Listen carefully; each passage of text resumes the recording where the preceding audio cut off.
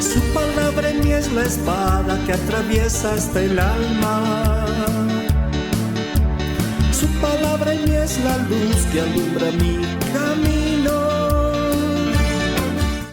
Tomamos nuestras Biblias, vamos a meditar en la palabra del Señor y vamos a orar para entregarle este tiempo al Señor. Ahí donde estamos, hermanos, oremos. Señor, queremos agradecerte porque tú eres dador de vida, de toda gracia. Y queremos agradecerte porque estamos nuevamente aquí reunidos, Señor, como iglesia, como el cuerpo de Cristo, para poder alabarte, para poder conocerte más. Y te encomendamos este tiempo en el que vamos a compartir tu palabra, Señor, para que cada corazón esté dispuesto a recibir tu palabra con solicitud, Señor, y que tú puedas guardar toda esa palabra en nuestros corazones también. Te agradecemos, Señor, en el nombre de Jesús. Amén. Bien, hermanos, abramos nuestras Biblias en la segunda epístola de Juan. Ya al finalizar nuestras Biblias está esta epístola, y vamos a leer el versículo 9. Segunda de Juan, el versículo 9. Si todos lo tienen, vamos a leerlo juntos. Y aquí, ¿saben? El apóstol Juan ya tenía aproximadamente unos 90 años. Una persona que ha recorrido tanto con esa experiencia, tiene mucha autoridad también para decir ciertas cosas. Y quiero que prestemos atención, por favor, a este versículo 9, el cual lo vamos a leer juntos. Leamos 2 Juan, versículo 9. Todos juntos a la voz de 3. 2 y 3. Cualquiera que se extravía no tiene a Dios. El que persevera, ese tiene al Padre. Este versículo, hermanos, como les decía al principio, Juan, de unos 90 años, era el único apóstol que seguía con vida. Y él mencionaba en esta porción esta palabra que me parece que es muy interesante y que la vamos a examinar hoy. Dice al principio que cualquiera que se extravía y no persevera, esta es la palabra, persevera. ¿En qué cosa no persevera? En la doctrina de Cristo, no tiene a Dios. El que persevera en la doctrina de Cristo, ese sí tiene al Padre y al Hijo. Saben, hermanos, aquí es de gran importancia esta palabra perseverar. Yo sé que muchos hermanos que están acá, yo recuerdo desde que era muy pequeñito, siguen acá a través de los años esos hermanos. Eso es algo muy lindo porque perseverar no es fácil. Lo más fácil es hacer lo contrario. Ser inconstantes es lo contrario de ser perseverante. Y saben, es lindo ver a muchos hermanos acá que están años y años y años. Eso es perseverar y eso pone Dios en nosotros, no es un mérito nuestro. Pero como dice acá, por otra parte, y aquí Juan estaba advirtiendo, si vemos el versículo 7, dice ahí que muchos engañadores han salido por el mundo, que no confiesan que Jesucristo ha venido en carne. Quien esto hace es el engañador y el anticristo. Entonces esta advertencia también nos está diciendo que cualquiera que se extravía, que se deja llevar por cualquier corriente, es alguien que no está perseverando. Entonces es algo bien importante perseverar. Si nos ponemos a pensar en nuestro entorno, hermanos, es cada vez, creo, más difícil encontrar a personas que sean constantes y perseverantes en algo. En pequeños detalles podemos observar esto. Hay principios por los cuales nosotros vivimos, ¿verdad? Hay cosas bien sencillas, inclusive el respeto, la educación, son cosas habituales o tendrían que ser en nuestras vidas. Pero saben, es cada vez más difícil encontrar personas que sean constantes y fieles en esto. Detalles bien pequeñitos. En las reglas de tránsito, por ejemplo, casi nadie las respeta. Casi todos se pasan en un semáforo rojo. Casi nadie los respeta. Y si uno lo hace, pues bienvenido sea. Esa persona está respetando las reglas. Y debe ser así, aunque nadie más lo haga, debería ser así. Otro detalle así muy simple es inclusive el saludar cuando uno ingresa a una movilidad. Parece que ahora pocos lo hacen. Pero aunque nadie lo haga, es muy importante que uno persista haciendo lo que es correcto. Y eso es muy importante. Hay una gran importancia en ser perseverantes y constantes. Esto va relacionado siempre con la fidelidad. Entonces vamos a ver ahora, en principio, el contraste de todo esto, de lo que no es ser perseverantes. Una persona inconstante es la que no persevera. Vayamos a Santiago, por favor, al capítulo 1, al versículo 8.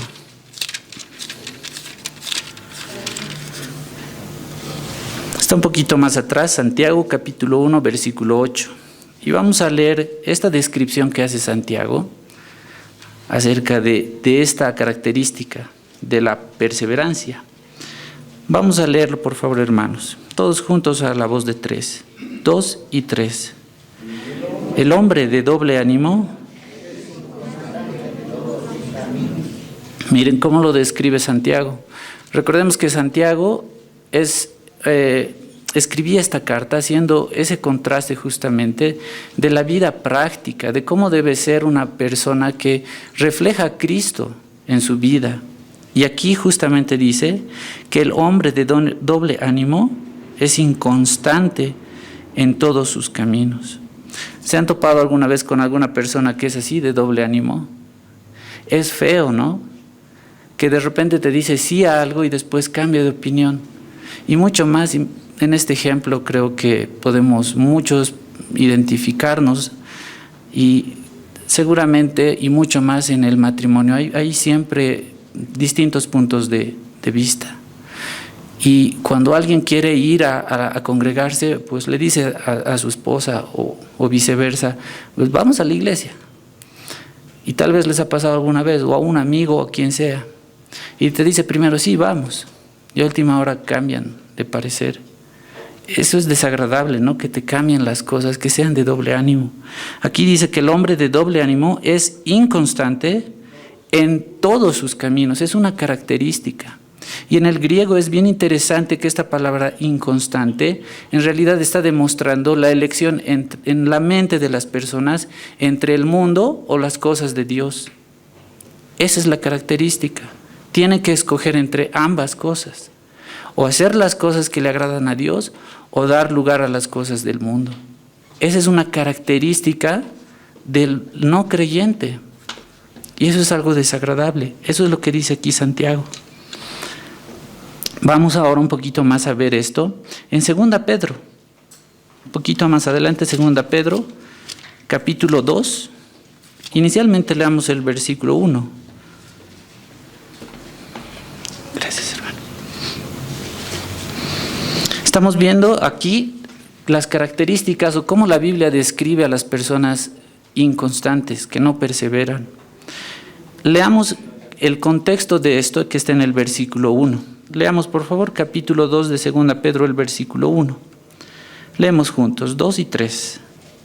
Pero hubo también falsos profetas entre el pueblo, como habrá entre vosotros falsos maestros, que introducirán encubiertamente herejías destructoras, y aún negarán al Señor que los rescató, atrayendo sobre sí mismos destrucción.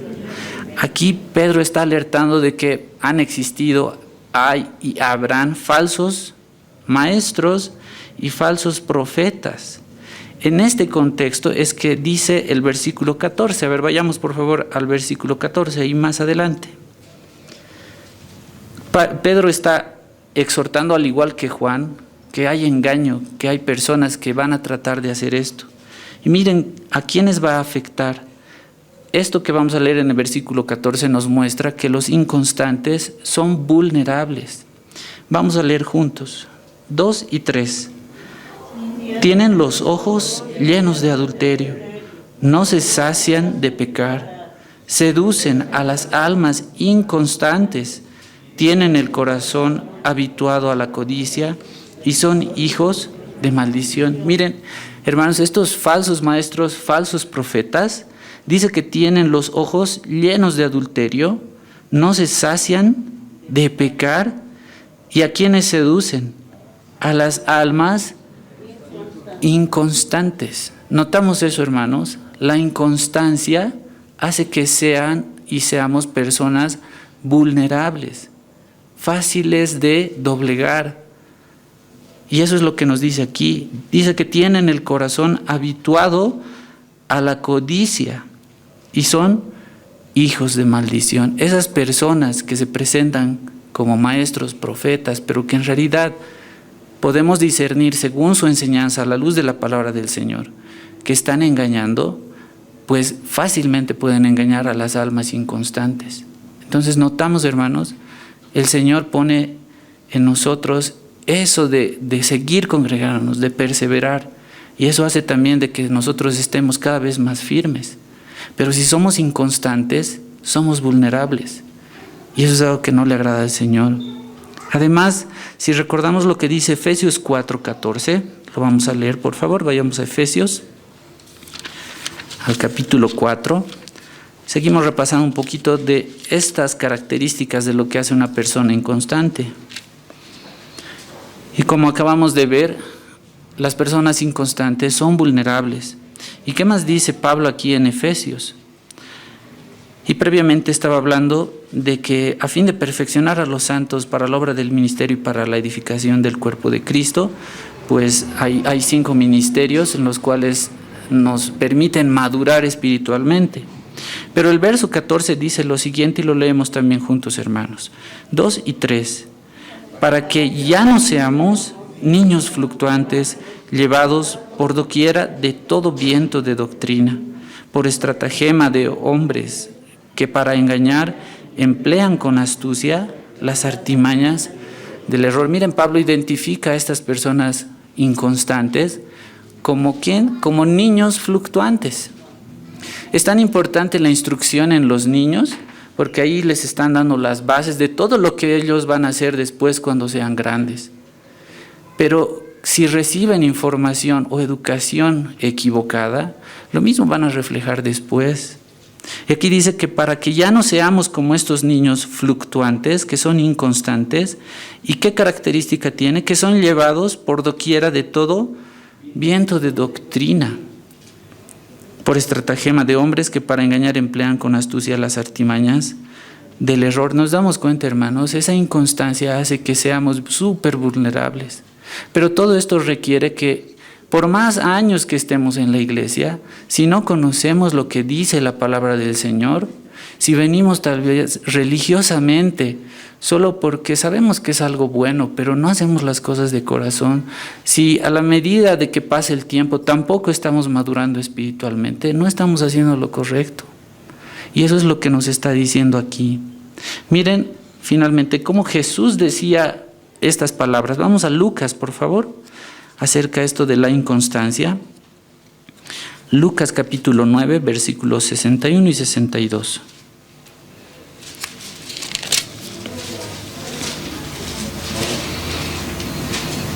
Y en Reina Valera tiene desde el versículo 57 un subtítulo que dice: los que querían seguir a Jesús. Miren qué características deberían tener, pero vamos a leer los versículos 61 y 62. Leemos juntos, hermanos, 2 y 3. Entonces también dijo otro: te seguiré, Señor, pero déjame que me despida primero de los que están en mi casa. Y Jesús le dijo: ninguno que poniendo su mano en el arado mira hacia atrás es apto para el reino de Dios. Nos damos cuenta, hermanos, nos está diciendo que no debemos ser inconstantes, que si hemos puesto las manos a la obra en algo, lo debemos culminar, que si estamos acá congregados en una iglesia, debemos perseverar. A Dios no le agrada la inconstancia, que es lo contrario de ser perseverantes. Por eso le dice acá, ¿no? Ninguno que poniendo su mano en el arado mira hacia atrás es apto para el reino de Dios. Alguien que está haciendo este trabajo en el arado tiene que ver siempre hacia adelante para trazar esos surcos en una línea directa.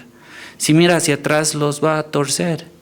Entonces, esas características nos reflejan en la palabra del Señor acerca de una persona inconstante. ¿Y qué es lo contrario de lo que estamos viendo aquí? Es justamente la perseverancia. Y veamos lo que dice, por favor, Santiago, capítulo 1, versículo 25. Recuerdan que hemos empezado también leyendo una característica en Santiago, de que el hombre inconstante es siempre así en todos sus caminos. Pero ahora vamos a ver qué dice acerca de la constancia. Santiago capítulo 1, versículo 25. Si el hombre inconstante es de doble ánimo y es así en todos sus caminos, miren lo que dice Santiago acerca de la constancia. Leamos juntos el versículo 25, por favor, 2 y 3. Mas el que mira atentamente la perfecta ley, la de la libertad, y persevera en ella, no siendo oidor olvidadizo, sino hacedor de la obra, éste será bienaventurado en lo que hace. Qué descripción más bonita que hace aquí de las personas que son perseverantes. Dice, más el que mira y con atención, no solamente superficialmente, el que mira atentamente en la perfecta ley de Dios, en la palabra del Señor, la de la libertad, porque nos libera de la esclavitud del pecado. ¿Y qué más hace? Y persevera en ella, es constante, no siendo oidor olvidadizo, sino hacedor de la obra. Este será bienaventurado en lo que hace. Por eso, hermanos, les decía, qué hermoso es ver a personas que están años, toda su vida dedicados a la obra del Señor, que están constantes, no importa la situación en la que hayan estado. La vida es así, tiene altibajos. Hay momentos buenos, hay momentos malos, económicos, de salud, de todo tipo. Pero lo importante es perseverar, mantenerse firmes. Y dice como promesa que será bienaventurado en lo que hace. Y qué lindo es escuchar eso de la palabra del Señor. Saben, hermanos, el pasado lunes, hablando de esto de la perseverancia, era 31 de octubre. Me tocó estar justamente por acá, por el centro, y no había prestado atención de que Halloween ahora representa tanta influencia en las personas. Saben, estaba completamente lleno desde la Pérez hasta la Fuente del Prado, pero lleno, no había ni por dónde caminar. Sentí una sensación muy, muy extraña porque ves caminando niños con sus papás ahí disfrazados y me ponía a pensar también en esto, ¿no? Las personas inconstantes dicen que son tan fluctuantes y que pueden ser fácilmente engañados. La moda es así en el mundo. Uno se deja llevar fácilmente por muchas cosas y un montón de gente estaba ahí. Pero por otra parte, hermanos, es bueno recordar que en esta misma fecha, 31 de octubre, hay un hecho muy importante que se recuerda en la historia cristiana, y es un aniversario más de la Reforma Protestante. Saben, hermanos, esto es algo bien importante también. Ya se cumplen con este año 505 años de ese evento. ¿Y por qué es tan importante? Porque, saben, también ahí podemos encontrar un ejemplo de perseverancia, porque en la adversidad sí podemos conocer quién es perseverante de verdad. Cuando todo anda bien, no pasa nada. Parece que todo se va encaminando. Pero en la adversidad sí podemos demostrar constancia y perseverancia de verdad. Lo que pasó, hermanos, así muy, muy brevemente, hay muchos detalles en esto de la Reforma, pero como muchos habrán escuchado, Martín Lutero fue el personaje o el protagonista de este hecho. Era un monje agustino que se había formado en esa orden desde 1507. Hay muchos detalles, como les digo, hermanos, pero saben, una de las cosas que él era su característica es que se tomaba muy en serio todas las cosas, no superficialmente. Se cuestionaba principalmente el tema de la justificación. ¿Por qué en la Iglesia Católica se enseñaba que la justificación son por obras? Pero él descubrió, y esto gracias al estudio de la palabra del Señor, que leyó Romanos 1, 16 y 17, que habla del poder del Evangelio, y que la justicia es por fe y para fe, como está escrito, el justo por la fe vivirá. Saben, hermanos, eso le abrió los ojos, y esas cuestionantes que él tenía se hicieron cada vez más fuertes por muchas cosas que él había vivido. Se cuestionaba todo esto y en aquel tiempo, hermanos, era muy distinto a lo que ahora vivimos. Imaginemos que acá en esta reunión, hermanos, todas las personas que estamos aquí congregadas, con gran optimismo, el 5% sabía leer o escribir. En aquel tiempo era así, muy pocas personas. Y las personas que enseñaban la palabra simplemente eran el Papa y los sacerdotes. Ellos tenían, por una cuestión humana que ellos mismos habían impuesto, ese privilegio. ¿Por qué? Porque la Biblia simplemente estaba escrita en latín. El latín, aparte, imagínense, aquí muy pocos, casi nadie sabe leer o escribir. Y para el colmo, todos hablan español. Y la Biblia está escrita en un idioma que nadie conoce. Entonces, el Papa podía utilizar y mentir utilizando la palabra del Señor para sacar ciertos beneficios. Estas cosas fueron diciendo que Martín Lutero vaya haciendo muchas cuestionantes en su mente, y ese es el escenario en el que se vivía. Y saben, hermanos, un detalle de todas las cosas que le pasaron a Lutero fue un viaje que hizo a Roma en 1510. Roma era considerada como la ciudad santa, el lugar más santo del mundo. Y hacían un peregrinaje. Él estaba en Alemania y se fue a pie, así era el peregrinaje. Le tomó días y días y días llegar a pie desde Alemania hasta Roma. Y la expectativa de Lutero era encontrar en la ciudad más santa del mundo justamente santidad, ¿verdad? Como les digo, él tomaba las cosas muy en serio. Y si decía que él podía tener el perdón de pecados por la confesión, la penitencia, pues él lo creía así. Pero cuando veía la palabra del Señor encontraba que no había congruencia. Llegó a Roma, hermanos, y su decepción fue total. Llegó a Roma y vio a los monjes, a los sacerdotes, en total inmoralidad sexual. Se involucraban con prostitutas. No solo eso, había otro tema. Y hay un lugar que se llama las escaleras sagradas en Roma.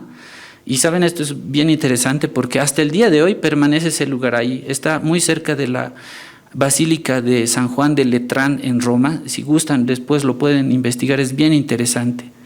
Las personas van hasta el día de hoy y suben de rodillas estas escaleras. ¿Por qué? Porque la mamá del emperador Constantino, Santa Elena, así se llamaba, hizo trasladar desde Jerusalén estas gradas hasta Roma, porque eran las gradas, según la tradición, en las que Jesús había subido ante el juicio a Pilato, delante de Pilato. Entonces, por esa representación, esa importancia, las personas subían de rodillas y hasta el día de hoy lo hacen, hermanos. Solamente se puede subir de rodillas, creo que son 28 gradas, y en cada grada tienen que rezar un Padre Nuestro. Y en la época de Lutero, cuando él llegó a ese lugar, previamente le entregaban una boletita, una hojita, y le decían que tenía que pagar por esa hoja, que era una indulgencia, y que tenía que subir las gradas de rodillas, y que al finalizar el alma de la persona por la que había pagado esa indulgencia iba a ser liberada del purgatorio. Lutero creía y estaba convencido, pero tenía dudas. Subió, hizo todo ese proceso, y cuando llegó al final de las gradas, él mismo se preguntaba, ¿quién sabe si esto es verdad? Pero ya estaba decepcionado. Y el detonante que llevó a Lutero a hacer unas objeciones acerca de lo que enseñaba la Iglesia Católica, justamente fue esto de la venta de indulgencias.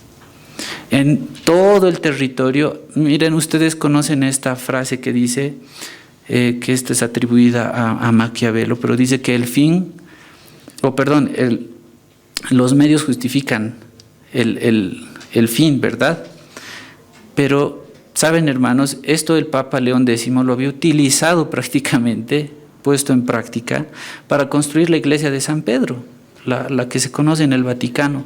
Necesitaban tanto dinero que se le ocurrió, y eso ya estaba como habilitado, digamos, desde otros concilios previamente, de vender indulgencias. En otras palabras, es vender el perdón de Dios pagando.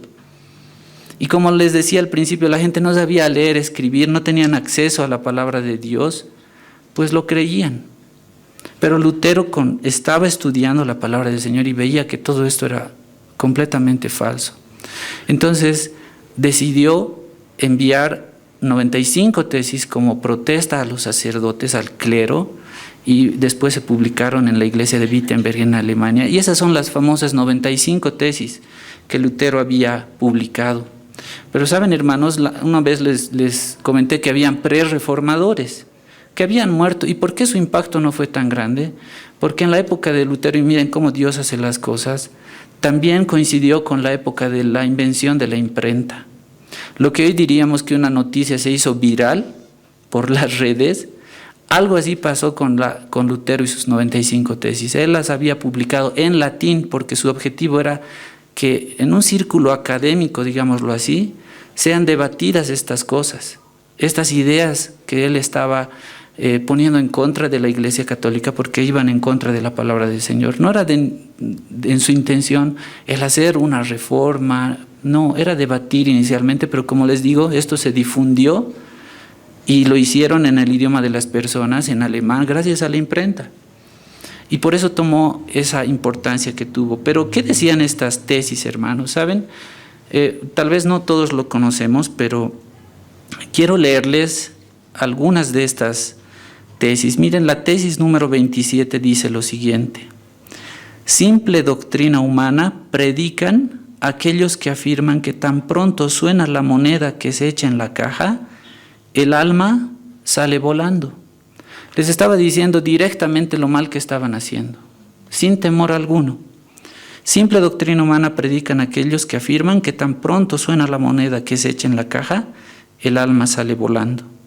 La tesis 28 dice: la verdad es que cuando la moneda cae en la alcancía tintineando, el lucro y la avaricia pueden ir en aumento, mientras que la intercesión de la iglesia depende solo de la voluntad de Dios. Estaba tratando de ser lo más fiel a la palabra del Señor, contrastando con la enseñanza de la Iglesia Católica.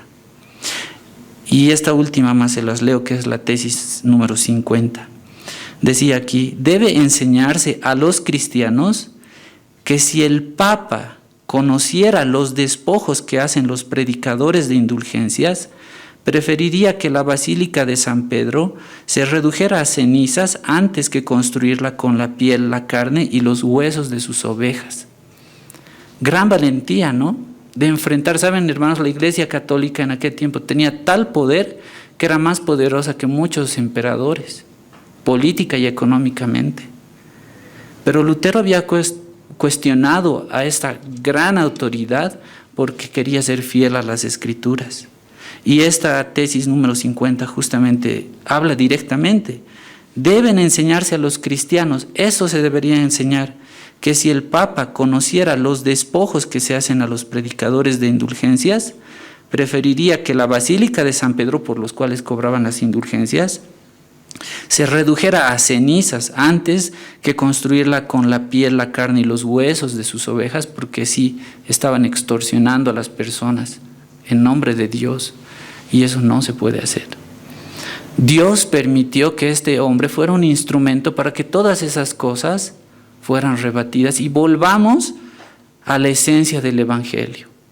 Lo que habíamos leído, hermanos, en Juan, al principio, en 2 de Juan, era justamente eso. Juan estaba tratando de decir: seamos fieles a la palabra del Señor. Lo que estamos viendo aquí, esto de perseverar, es volver a esa fidelidad y a la constancia hacia la palabra del Señor. Por eso es necesario perseverar. Y lo estamos haciendo aquí. Y no por nosotros mismos, sino que esto proviene del Señor. Miren lo que dice Juan, el Evangelio de Juan, capítulo 15, versículo 5. ¿Y por qué mencionaba esto, hermanos, de Lutero? ¿Y por qué es un ejemplo de perseverancia? Porque, ¿saben? Él, al de cierta forma rebelarse contra esta autoridad tan grande, en aquel tiempo aún estaba vigente la Inquisición, su vida estaba en riesgo, lo podían quemar. No fue que escribió esas 95 tesis y al día siguiente pasaron años, décadas, lo juzgaron, le obligaron a que se retracte de sus escritos y de todas esas cosas, y él dijo: no puedo, no puedo retractarme, mi conciencia está cautiva al pensamiento de Cristo, no puedo ni debo retractarme. Y si tenían que quemarlo, matarlo, él estaba dispuesto. Es un ejemplo de perseverancia, hermanos. No importa, como les decía, ante la adversidad se conoce realmente la perseverancia. Y él tenía todo en contra. Estaba una sola persona enfrentada ante algo tan grande que era en aquel tiempo la Iglesia Católica. Pero veamos qué dice Juan capítulo 15, versículo 5. Leemos juntos, hermanos, 2 y 3. Yo soy la vid, vosotros los pámpanos. El que permanece en mí y yo en él, éste lleva mucho fruto, porque separados de mí, nada, hermanos, separados de Cristo, nada podemos hacer. Como dice aquí, yo soy la vid, vosotros los pámpanos. El que permanece, el que es constante en el Señor y yo en él, ¿cómo va a ser? Lleva mucho fruto. Y por eso me ponía a pensar, hermanos, en este 31 de octubre pasado, al ver tantas personas que están perdidas, y sería peor todavía que como esa característica de ser niños fluctuantes, imagínense que personas cristianas estén involucradas en ese movimiento. Llevar fruto, cada uno de nosotros podemos trabajar en la obra del Señor. Si bien no podemos hacer tal vez algo aquí en la iglesia, pero podemos evangelizar, podemos predicar el evangelio del Señor a otras personas. Hay muchas formas de servir. Por eso dice aquí que esta persona que permanece en él y Cristo en esta persona, esta lleva mucho fruto, porque separados de él, nada podemos hacer. Y esto, hermanos, esto de perseverar no proviene de nosotros. Es algo que Dios nos ha regalado y es su obra. Así como la anterior reunión el pastor nos hablaba de justamente esto de Romanos 8:28 y que el Señor nos llamó. Él cumple todo el proceso en nuestras vidas hasta la glorificación. Él lo va a hacer, es su obra. Miren lo que dice Filipenses capítulo 2, versículo 13. Esto un poquito para recordar la obra que es absolutamente del Señor. Hay dos cosas que a veces son difíciles de entender, hermanos, y es la soberanía de Dios y la responsabilidad que nosotros tenemos como personas. La obra perfecta la hace Dios, pero también hay una responsabilidad de nosotros. Pero aquí nos recuerda, veamos lo que dice el capítulo 2, versículo 13 de Filipenses. Capítulo 2, versículo 13. Y lo refleja así en estas palabras. Leemos juntos, 2 y 3. Porque Dios es el que en vosotros produce así el querer como el hacer por su buena voluntad. No hay mérito alguno en nosotros, hermanos. Lutero fue un instrumento más del Señor que pudo hacer y fue perseverante. ¿Por qué? Porque Dios es el que en vosotros produce así el querer como el hacer por su buena voluntad. Es una obra del Señor, nosotros somos esos vasos que el Señor utiliza. Y si estamos perseverando aquí, hermanos, es gracias al Señor. Es su obra en nosotros y estamos agradecidos por eso. Y finalmente, hermanos, hablando de la perseverancia, quiero recordar que en qué cosas debemos perseverar. ¿Qué cosas dice la palabra en las cuales debemos perseverar? Vayamos a 1 Corintios, por favor. Al capítulo 15.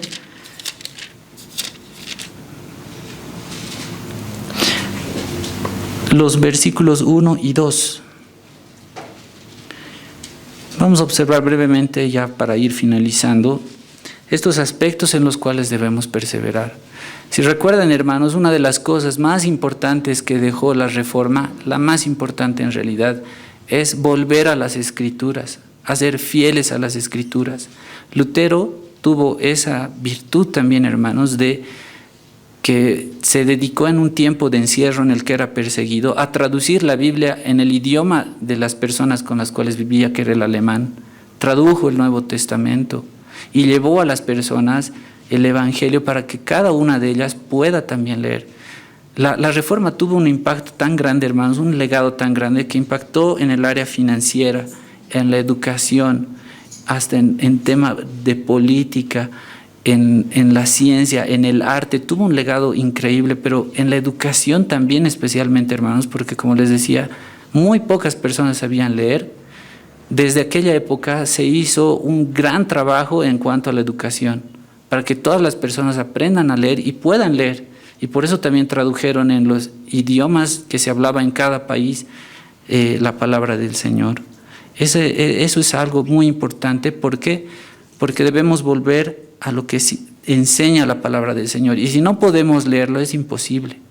Pero debemos ahora, como vamos a ver aquí, perseverar en el Evangelio. A ver, leamos estos dos versículos.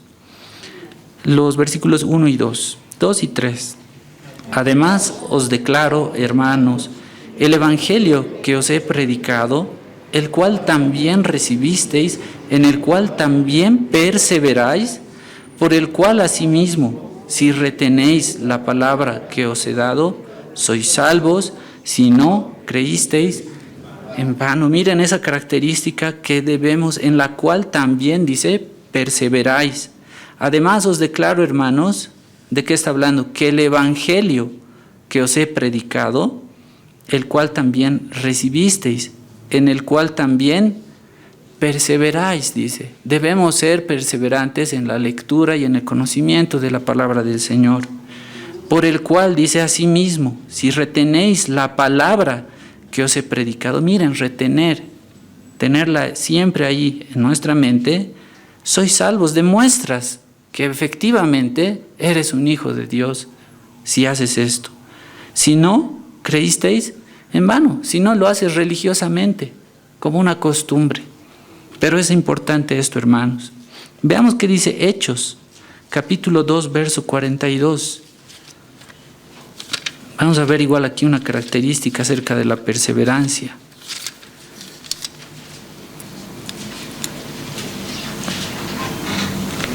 Hechos 2:42.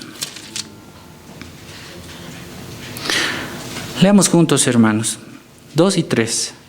Y perseveraban en la doctrina de los apóstoles, en la comunión unos con otros, en el partimiento del pan y en las oraciones. Miren en qué cosas debemos perseverar. Hemos visto en Corintios que debemos perseverar en la palabra, en el Evangelio que hemos sido instruidos.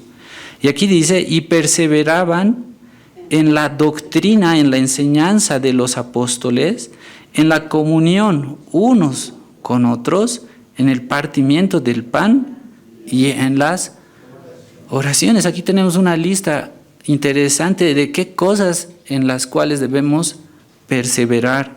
Perseverar en la doctrina, en la enseñanza, en la palabra de Dios, en la comunión unos con otros. ¿Saben? Eso es bien importante, hermanos. Eso nos mantiene unidos como iglesia. Tenemos una comunión estrecha con el Señor que nos permite tener comunión con nuestros hermanos.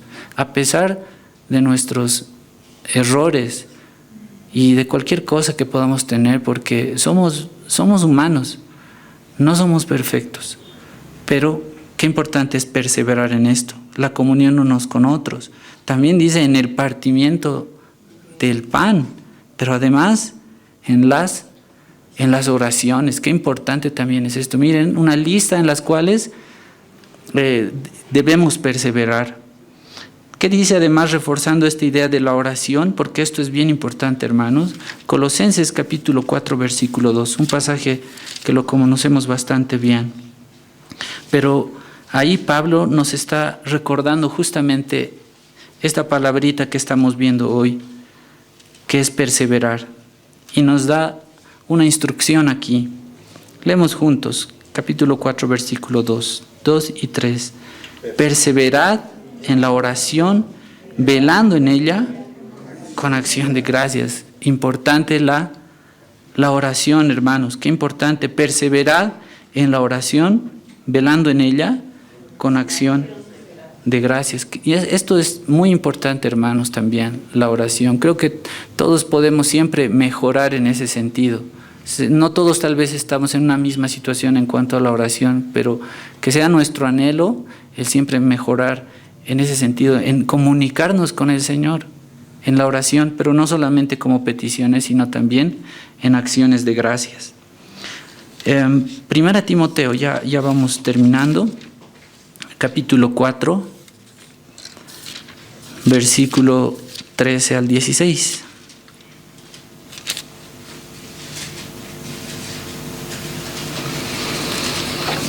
Estamos observando que la perseverancia se debe manifestar en distintas formas, y aquí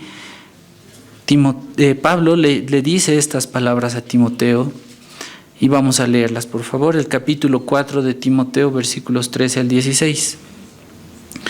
Lo leemos juntos, 2 y 3. Entre tanto que voy, ocúpate en la lectura, la exhortación y la enseñanza. No descuides el don que hay en ti, que te fue dado mediante profecía con la imposición de las manos del presbiterio. Ocúpate en estas cosas, permanece en ellas, para que tu aprovechamiento sea manifiesto a todos. Ten cuidado de ti mismo y de la doctrina. Persiste en ello, pues haciendo esto te salvarás a ti mismo y a los que te hieren. Ven, hermanos, implícitamente ahí está la perseverancia, el permanecer. Por eso le dice esto, entre tanto que voy, no sabemos el tiempo, le dice que se ocupe en qué cosas: la lectura, la exhortación y la enseñanza. Debemos perseverar en estas cosas también, que no descuides el don que hay en ti, que te fue dado mediante la profecía con la imposición de manos del presbiterio. El 15 dice, ocúpate en estas cosas, esta palabra, permanece en ellas, permanecer, ser constantes, para que tu aprovechamiento sea manifiesto a todos. Ten cuidado de ti mismo y de la doctrina. Debemos siempre estar alertas, el discernimiento. Persiste en ello, sé constante, pues haciendo esto te salvarás a ti mismo y a los que te oyen. Siempre llevarás gracia a las personas con las que hables. Estas instrucciones nos dan acerca de la perseverancia, y creo que es algo que nos debe motivar a seguir firmes en este camino. Hemos visto alguna vez la fidelidad del Señor. La respuesta nuestra también debe ser esa fidelidad para con Dios por todo lo que Él ha hecho en nuestras vidas, y ser perseverantes. Finalmente, hermanos, recordemos lo que dice Hebreos. Esto posiblemente lo sepan de memoria. Hebreos 12, los versículos 1 y 2. ¿Recuerdan las palabras del Señor Jesús que leímos antes? Que decía que ninguno que mira hacia atrás es agradable para Él en la obra, porque hay que ser constantes. Y aquí está la parte contraria, que debemos ser perseverantes y correr esta carrera. Si gustan, se pueden poner de pie, hermanos. Es el último pasaje que vamos a leer. Hebreos 12, capítulo 12, versículos 1 al 2, lo leemos juntos. 2 y 3.